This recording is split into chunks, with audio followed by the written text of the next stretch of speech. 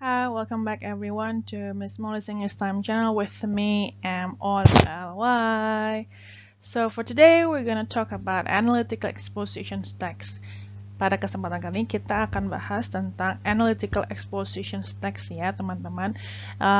Jenis teks analytical exposition ini biasanya materi untuk anak kelas 11 SMA atau bagi mereka yang ingin tahu lebih detail tentang argumentative text yang pastinya akan selalu dipakai sampai nanti kan kuliah, kerja juga ya, terutama yang harus membuat banyak essay yang berkaitan dengan argumentatif. So you need to stay tuned on my explanations to find out more about the tips and tricks and a lot of details of analytical exposition text. Without further ado, let's check this out.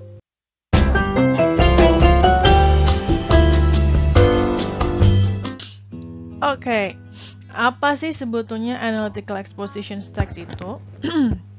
Maaf, jadi analytical exposition text itu is actually a text which represents the writer's point of view. Jadi teks yang mewakili sudut pandangnya si penulis terhadap suatu penulis terhadap suatu social issues, biasanya tentang social issues gitu ya. Dan the writer try to deliver whether they agree or not.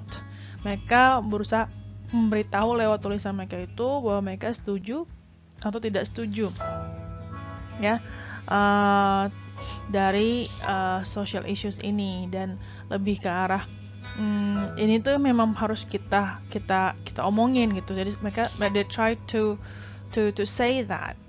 Why analytical exposition itu berguna untuk atau tujuannya untuk persuade ya. As stated here, persuade means to change someone's opinion by explaining and reasonings. Nah, kan explaining sama reasoning. Makanya untuk meyakinkan kan kita nggak bisa bilang misalnya handphone ini bagus gitu ya, handphone ini bagus. Ya kenapa bagusnya gitu? You try to convince your friends. You try to persuade your friends to believe in your opinion. Jadi teman-teman berusaha untuk meyakinkan teman-teman ya. Kalau ini tuh bagus loh handphonenya. Nah, karena mau meyakinkan itu pasti harus ada alasannya. Oke, nah untuk lebih lanjutin lagi, apa sih yang di dalam analytic exposition text itu, kita bedah ya satu persatu. We have the generic structure. Jadi struktur utamanya tuh apa sih? Ada thesis. Jadi permuaannya biasa di first paragraph. Thesis itu apa? Apakah thesis itu tesis yang seperti yang anak-anak S2, S3 harus selesaikan? Apakah yang lainnya? Nah, kita akan bahas detail setelah ini. Kemudian juga arguments di sini tadi reasoningsnya ya. Oh, ini bagus. Kenapa? Nah, ini argumen-argumennya jadi penguat ya. Supporting example, supporting reasons gitu ya. Yang meyakinkan teman-teman bahwa oh ya, ini penting untuk kita diskusikan, untuk kita harus waspada dan segala macamnya, and so on and so forth. And also we have reiterations here. Reiteration tuh setelah semua kita paparkan ide kita dengan alasannya, kita mau memperkuat nih, reiterate that this is important, this is urgent things that we need to discuss. Ini adalah hal yang penting yang kita harus diskusikan. Ini adalah semuanya, saya berharap kamu setuju dengan pendapat saya atau tidak setuju dengan isu ini gitu. Ya, jadi sebetulnya analytical exposition itu nggak hanya suatu hal yang dipelajari di sekolah saja dan selesai gitu kalau teman-teman sudah lulus. Tidak, tapi analytical exposition itu sebetulnya bisa digunakan di sehari-hari tanpa kita sadari. Ya, pada saat nanti membuat konten, mau TikTok dan segala macam yang berbau persuasif. Nah, proses seperti ini, struktur seperti ini itu penting untuk diketahui. You need to bear this in your mind, ya. And then here is the example. I took the example from Learn English Practice Council. Ya, so di sini tuh teman-teman bisa lihat ya. Miss bagikan ada thesis di sini. Thesis, arguments, and reiterations. Nah, thesis itu ini masuk thesis paragraph. Kenapa dibilang thesis paragraph? Karena ada thesis. Your thesis Thesis itu kayak main reasons-nya, the main core of your arguments. Jadi main idea, bisa kita bilang main idenya, kenapa nih kita mau bilang nih handphone bagus? Oh, bagus karena dia punya banyak fitur. Nah itu, ya banyak fiturnya apa? Di sini biasanya thesis itu dibagi menjadi 3 parts ya, 3 parts. Nah, ini saya kasih tahu runtutannya nanti di sesi analytic, how to write analytic exposition. Nanti ada part keduanya analytic expositions yang nggak hanya membantu untuk teman-teman yang anak kelas 11 ya, tapi juga teman-teman yang mau tes TOEFL IBT, tes IELTS, and tuh stay tune di situ ya. Insya Allah minggu depannya Miss upload, so don't go anywhere. Oke, kita lanjutnya. Nah, thesis ini ada kayak backgroundnya. Awalnya kenapa sih nih isu kalian mau bring them up itu kenapa gitu? Oh, ini teenagersnya banyak sekarang tuh, banyak banget anak-anak main game misalnya ya. Nah, you wanna simply say that this is actually good gitu ya. Nah, these are good for you for a number of reasons. Nah, kata-kata these are good for you itu udah menekankan, it's already emphasizes that you agree with this notion, these motions ya. Isu ini bahwa video games itu, apa benar video games itu bisa membuat kita sehat, dan dengan mengatakan these are good berarti sudah bilang iya saya setuju gitu. Jadi dalam mengungkapkan saya setuju atau tidak setuju terhadap suatu isu sosial itu tidak selamanya harus bilang oh I agree, oh I disagree. Enggak, ada cara-cara halusnya dengan bilang oh ini bagus loh. Dengan kita ngomong bagus saja sudah menunjukkan bahwa kita setuju. Okay, now we go to the argument parts. In the argument parts here, as you can see ada yang di yellow highlighted, di highlight warna kuning di sini. Okay, yellow highlighted here. Nah, di yellow highlighted ini tuh maksudnya itu ini lebih kayak adverb ya, adverb kayak secara penghubungnya, kayak first of all, in addition, to sum up. Kira-kira teman-teman bisa tebak nggak? Kenapa sih harus dikasih ini? Kenapa nggak langsung aja ngomong argumennya apa? Kira-kira apa? Ya, supaya runtut. Yes. Apalagi? Very good. That so the readers can know whether the writer has already changed the the arguments ya. Jadi kita saat baca tuh jadi tahu oh dia sudah selesai ya menjelaskan argumen yang pertama, lalu pindah ke argumen kedua. Jika tidak ada transisi seperti ini, maka kita akan berpikir itu hanya satu argumen saja, padahal penulisnya ingin menyampaikan 2 argumen. Apalagi di awal itu sudah dikasih preview nih, oh, for a number of reasons. Oke, lanjut lagi ada in addition. Nah, ada juga yang di blue highlighted nih, yang di kasih biru-biru di sini ya. Ini contoh lainnya untuk delivering your opinion. Oh, I think that, in my opinion, some people think, I believe that. Nah, itu termasuk contoh bahwa saya setuju ya. Saya in my opinion, some people think, I believe that. Apalagi kata I believe itu udah mengafirmasi saja, mengafirmasi sekali lagi bahwa dia percaya gitu dan setuju gitu ya. Okay, this is the arguments part. They have the first arguments and then the second arguments, and we have the reiterations part. As you can see, it's written here to sum up. If it say to sum up means it to conclude ya. Jadi konklusinya apa di sini gitu. Dia bilang dia hanya mengulang ya. Kalau teman-teman perhatikan sebetulnya first paragraph sama last paragraph itu sama intinya, cuma dia ubah aja bentuknya atau kita sebut dengan parafrase. Yang mau tahu tentang parafrase bisa cek ya di card Miss di atas, itu ada penjelasan tentang parafrase saat Miss membahas tentang TOEFL. Check that out ya, itu berguna banget. Oke. Nah, lanjut kita ke language features here. The language features di sini tuh yang tadi kayak ada connective adverbs, firstly, secondly, ada causal conjunctions, in additions, furthermore, therefore, and so on and so forth. And then we have opinion expression. This is a must because analytic exposition is just a matter of your opinion. analytical exposition itu a matter of your opinion ya. Jadi hal-hal yang berhubungan dengan cara kalian menyampaikan pendapatnya. Nah, untuk tensesnya, kalau teman-teman perhatikan tadi, itu lebih ke arah present tense ya. Present tense itu sebetulnya untuk apa sih?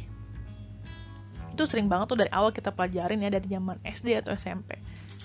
Yes, it talks about the daily life, but biasanya tanya orang, oh itu daily life keseharian, tapi juga bisa menyampaikan hal yang faktual dan masih dipercaya sampai sekarang.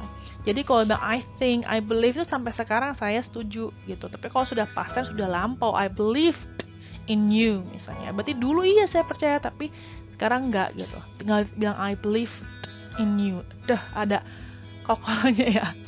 Ada I believed-nya itu tuh pakai D-nya itu menunjukkan itu lampau. Nah, Miss, apakah di analytic exposition tidak perlu pakai past tense? Bisa pakai past tense, pakai tense lainnya selama memang itu informasinya misalnya terjadi di masa lampau. Kalau informasinya terjadi di masa lampau, of course you need to use past tense. And if it's like start in the past and still continue up until now, of course you need to take the present perfect tense. Nah, semuanya itu bisa dipakai, but dominantly in writing analytical exposition text itu pakainya ya present tense. Tapi segala informasinya yang memang terjadi di masa lampau dan segala macamnya tentunya memerlukan jenis tenses yang berbeda. Okay? Alright, and then we have the second examples here. Let's figure out which one is the thesis part. Yang mana bagian tesisnya? Kalau masih ingat tadi penjelasan Miss. Alright, that's great. This is what we call as the thesis part. I'm gonna write here with T. Thesis part. Kenapa dibilang thesis part? Yes, exactly. We have thesis statement here. I believe that cars should be banned in the big cities and blah blah blah. Jadi ada statement yang menunjukkan bahwa agree or disagree, believe it or not gitu ya. And then we have arguments here. We have firstly, secondly, thirdly, to show that there are three arguments. Ya, ada tiga arguments. Teman-teman, kalau teman-teman perhatikan di contoh saya sebelumnya, bisa dibalikin lagi ya, playback lagi ya. Itu yang di awal tadi contohnya itu, previewnya atau lead in ke argumennya itu sangat general. Dia cuma bilang, oh because of number of reasons. Sedangkan kalau di contoh yang ini tuh lebih dijelaskan tapi tidak begitu detail ya. Karena kalau terlalu detail nanti namanya udah argumen, bukan introductory lagi, bukan introductory paragraph lagi, bukan thesis paragraph lagi. Misalnya di sini bilang because cars create pollution, cause a lot of road deaths and other accidents. Nah, ini udah ngasih tahu nih 3 gitu, didetailkan. Nah, kalau yang tadi contoh yang tadi itu dia hanya umumnya saja, itu bisa ya teman-teman ya. Asal memang di thesis paragraph itu juga dikasih tahu preview sedikit, oh nanti kita akan bahas apa. Then here we have firstly, tadi kan apa nih contoh pertamanya, cars create pollution. This is arguments ya. Nah, yang cars create pollution, poin pertama itu dijelaskan lagi, dipanjangin lagi jadi topic sentence. Cars contribute to most of the pollutions in the world. Nah, kata create-nya diganti jadi contribute. Nah, itu ada paraphrase ya. Miss akan bahas nanti lebih detail di yang how to write it. So you have cars contribute to most of the pollutions in the world. Udah jelasin terus, dijelasin di bawah kenapa. Jadi setiap kata setelahnya lagi itu lebih menjelaskan dari yang kalimat awal. Kemudian second, third, and stuff. Last but not the least, we have the reiterations by having the conclusions here. Alright. And our car should be banned from the city, is supposed to be, because it brings more harms than good. So, ini yang compact versions-nya. Kebalikan yang tadi ya. Kalau yang soal yang tadi itu, umum dulu di paragraf pertama penjelasan tentang argumennya, lalu di paragraf penutupnya didetailkan. Sedangkan kalau ini sebaliknya, di awal didetailkan argumennya apa, dan di terakhir itu lebih dirangkum. Ya, itu variasinya. Alright, let's read. Now let's have questions ya.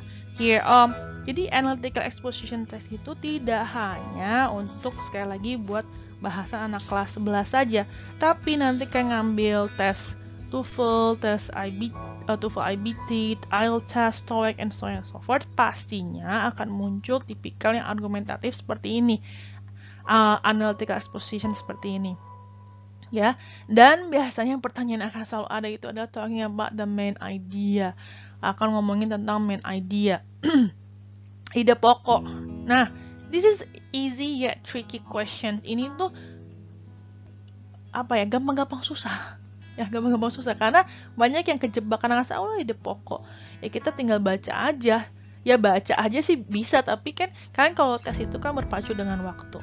Dan kadang-kadang optionnya itu menjebak. Sometimes you will find the lot of traps on the options itself, ya.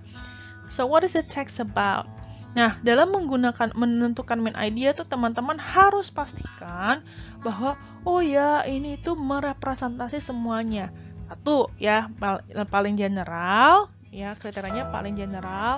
Kedua juga paling general, kedua juga walaupun general tapi tetap touches the core issue, jadi general tapi nggak terlalu general, dan tetap harus ini di dalam konteks apa dia gitu, di masih sesuai dengan yang tertulis di teks, sesuai dengan tertulis di teks. Jadi jangan tambahkan hal-hal sesuai dengan background knowledge kalian tapi nggak ada di teks. It's a big no-no ya, it's a big no-no. Kemudian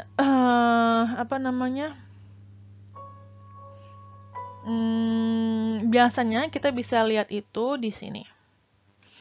Cara cepatnya Miss kasih tahu ya, kalian baca di kalimat pertama. So you have let me have this. Kalimat pertama, kalimat tuh dari titik ke titik, jadi dari awal dari ke titik. Ini kalimat pertama. Nah, ini kebetulan ada 2 kalimat aja, berarti otomatis kalian baca semua ya. Baca semua secara cepat. Nanti Miss akan ajarin speed reading juga ya. Kemudian baca dari akhirnya. Nah, baca akhir ini dan coba cek mana keyword mana yang terus diulang. Jadi keywordsnya diinformasikan di paragraf pertama dan juga diinformasikan di paragraf terakhir. Tapi misalnya kalian bingung, Miss saya masih bingung nih keywordnya yang mana kalau cuma berdasarkan paragraf pertama sama paragraf akhir. So you need also to read the remaining, the body paragraph, the arguments paragraphs here. So what you need to read, simply just have the first sentence and the last sentence. Tetap di paragraf-paragraf yang tengah-tengah ini teman-teman hanya perlu membaca kalimat pertama dan kalimat akhir dari paragraf tersebut. Ya, tentunya di paragraf-paragraf yang lain juga seperti itu. Why we need to do this? First, it saves more time for you to grab what the main idea. Second, it usually the main points usually repeated in the first sentence and the last sentence.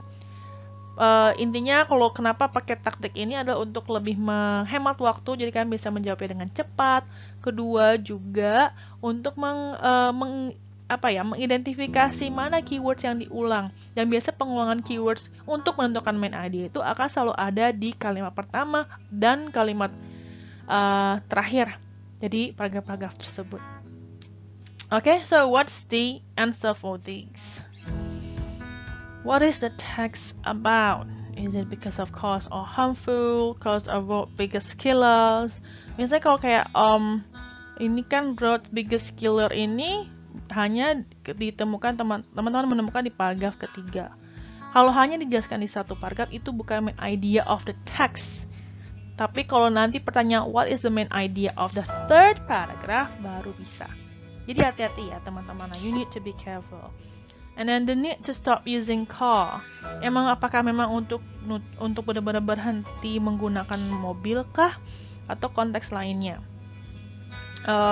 And then the need to ban the use of car and need to ban the use of car in the city. Nah, delta E ini hampir-hampir mirip. Nah, ini saya bilang tadi dalam menentukan main idea, cari yang general tapi sesuai dengan topiknya yang di teks. Yang delta tuh bisa loh kan jawabannya. Tapi sebetulnya yang E jawabannya.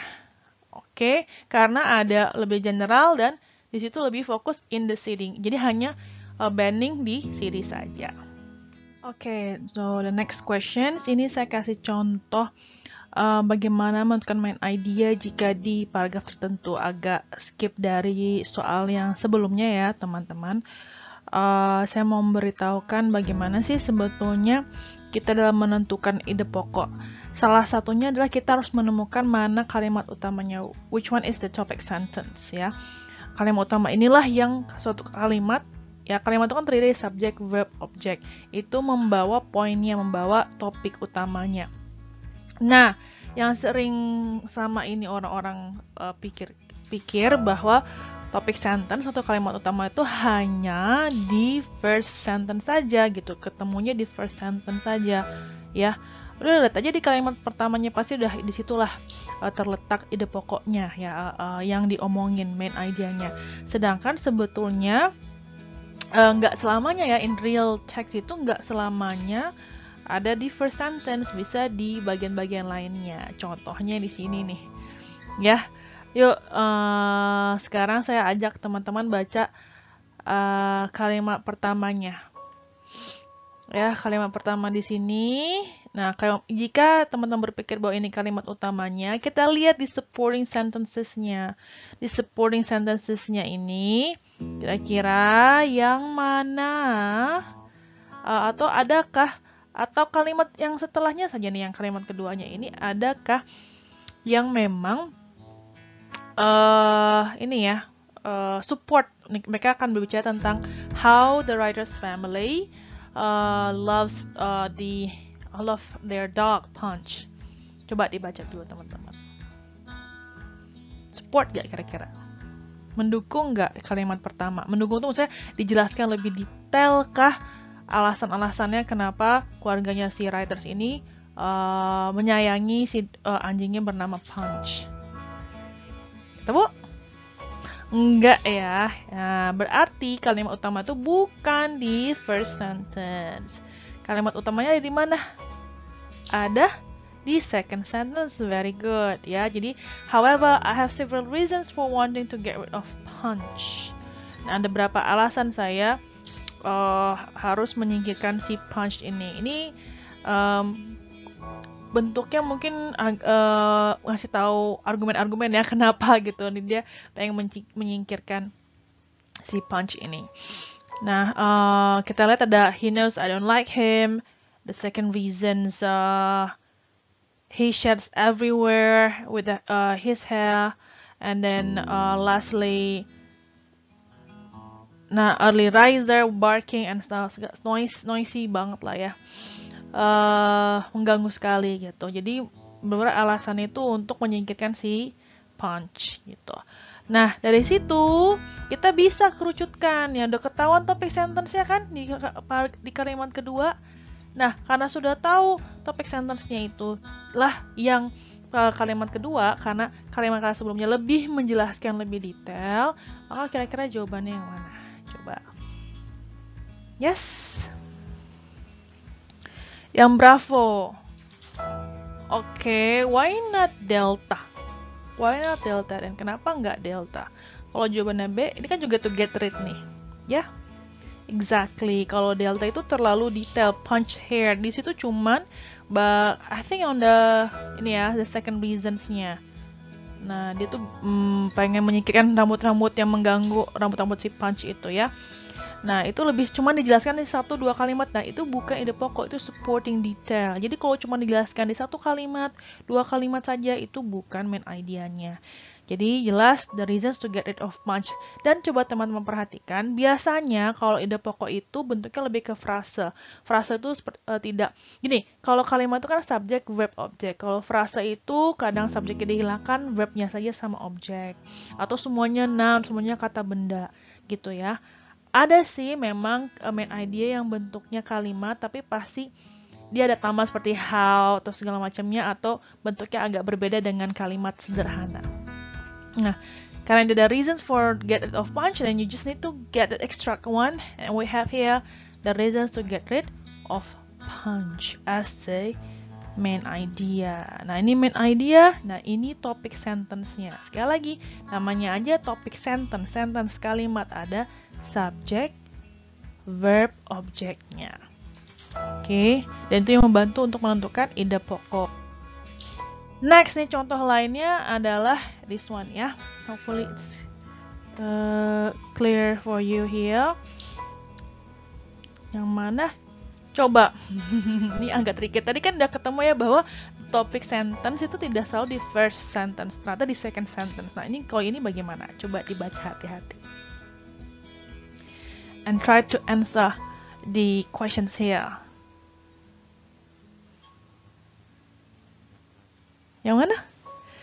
Most of you may get a trap if you just only rely on the first sentence. Kalau first sentence kesannya, oh ya ini bakal ngomongin betapa karpet itu lebih bagus dibandingkan hardwood floors. Kenyataannya di second sentence, in the first slide, short period of time. Nah, short period of time, start cleaning regularly. Apakah yang second sentence? Ya. Tapi itu lebih detail, lebih sangat detail. Sampai akhirnya terakhir, is a better buy than carpeting here. Than carpeting. Better buy. Nah, berarti jawabannya yang mana? Jawabannya yang delta. Dan teman-teman pengen tahu kok bentuknya agak beda ya, bentuknya beda tapi maknanya sama, itu disebut dengan parafrase. Teman-teman bisa cek di YouTube playlist saya video tentang pembahasan TOEFL reading. Nah, itu ada penjelasan tentang parafrase. Ya, semoga membantu. Parafrase itu kunci utama sebetulnya untuk reading dan listening. Ya, bahwa parafrase itu menentukan bahwa jenis-jenis yang menentukan bahwa variasi perubahan yang kata-kata di pertanyaan dengan di teks itu pasti berbeda. Itu cara si penulis soalnya buat ini ya, buat pengecoh gitu. Nah, kayak gini kan sebetulnya tricky banget ya. Ternyata di akhir, kalau di bahasa Indonesia tuh kita ada didaktif, induktif kan. Oke, topik sentence-nya di awal didaktif, kalau di belakang induktif. Kalau yang tadi gimana Miss? Kalau tadi itu yang first sentence-nya itu lebih ke lead ini ya, pengantar. Oh, ini background-nya. Ya semua orang begitu sih sayang, tapi kalau saya enggak gitu. Jadi intinya lebih yang ke second sentence. Nah, variasi seperti ini hopefully can help you to determine which one is the right main idea. Karena untuk SBMPTN, TOEFL, IELTS ataupun dan di kelas 11 SMA itu soalnya udah bukan lagi kayak anak SMP SD yang gampang ditemukan gitu ya, because you are now in the intermediate up to advanced level of English proficiency. So it's much better if you know the variations that used in reality, ya, in real world. Maksudnya kita living in fantasy, bukan, maksudnya memang di dunia pendidikan yang kerja di artikel asli di majalah, jadi bukan yang direkayasa. Bukan rekayasa ya, bukan hanya yang dibuat khusus untuk pembelajaran gitu. Okay, now we have another questions.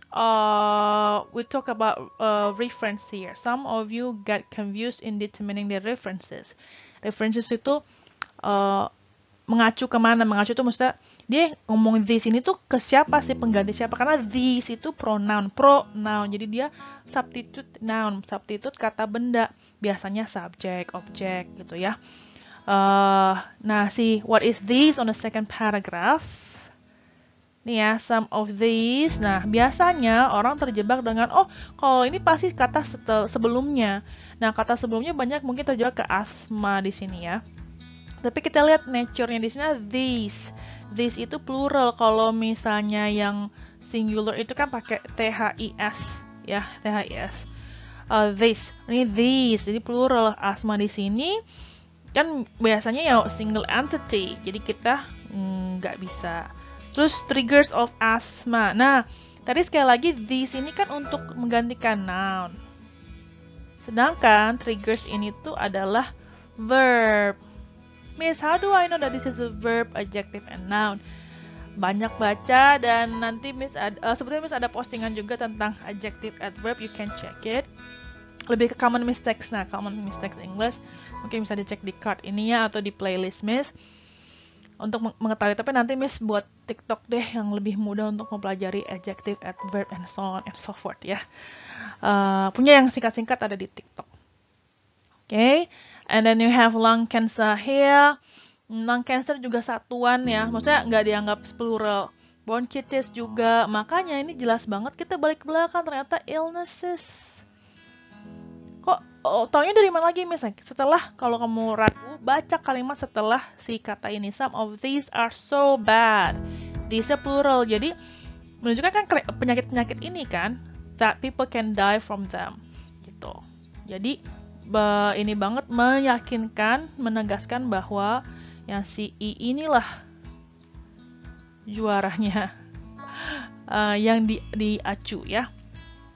Yang diganti. Alright, hopefully it's clear. Now we have questions number 5. Inferences, some implied meaning here. Cars are the road's biggest killer. Cars on the road biggest killer we have on the 3rd paragraph. Yeah, today's are the road's biggest killers. Apakah maksudnya cars are harmful just because they are the road's biggest killer, or cars are the biggest killers? Killer, saya. Cars are killing machines, or cars brings more accident on road. Car brings more, ya, yang tertulis di situ ya. Nah, yang mana nih kira-kira? Dalam menentukan inferences di sini kita juga lihat dari konteksnya, ya. Harmful ya bisa jadi benar, tapi harmful dalam hal apa? Di sini lebih fokusnya ke roads. Dia nggak menyebutkan sama sekali roads-nya, so we cannot say that this is the answer. Okay. And then we have biggest killer. Biggest killer dalam hal apa? Transformers gitu ya, bunuh musuh-musuhnya gitu. Killing machines, yaitu ini yang B sama C ceritanya mau ganti cars jadi transformers. Cars brings more accidents on road. Nah, brings more accidents kan. Jadi mungkin dia tuh penyebab dari kecelakaan di jalan. So it's pretty clear that the answer is delta. Yay! Next. Okay, last but not the least. Usually in reading tests, they will always have some vocabulary tests. So it's like the similar meaning of it, like wonder. Wonder, not Wakanda. Yeah, not Wakanda here, but wonder. You have it on the 3rd paragraph too. Here we have wonder everywhere. Usually you can check it within the context. Jadi harus sesuai dengan teks, konteks di teksnya ya. Jangan what do you call it? Background knowledge saya wonder tuh taunya misalnya traveling miss atau apa ya, tapi ternyata di konteksnya beda. Itu sering terjadi ya. So vocabulary itu bervariasi tergantung dengan konteksnya. Apakah wonder sama dengan wonder? Karena ngomongnya hampir sama. Artinya ternyata berbeda ya. I wonder whether you can help me. So wonder tuh lebih bertanya.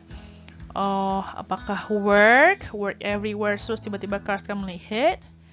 Pedestrian, wake up.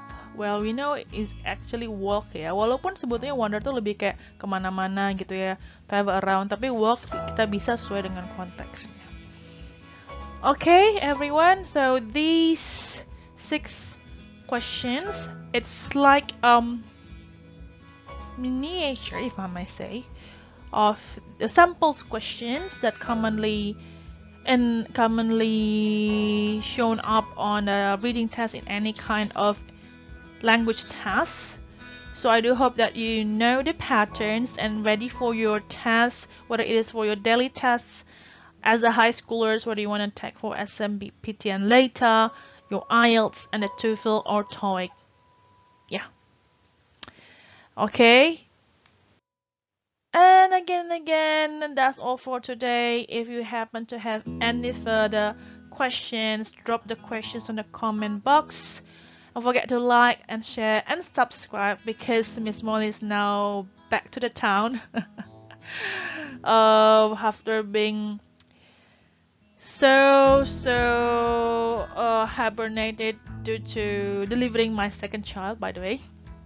So I do hope I can share you a lot of informations. Don't forget to click the bell, and if you want to follow some short tips and tricks, you can follow my TikTok on @MissMollyEnglish. You can search it on the descriptions or on my Instagram, and check on my reels @MissMollyEnglish. Thank you so much. I'll see you when I see you. Bye bye.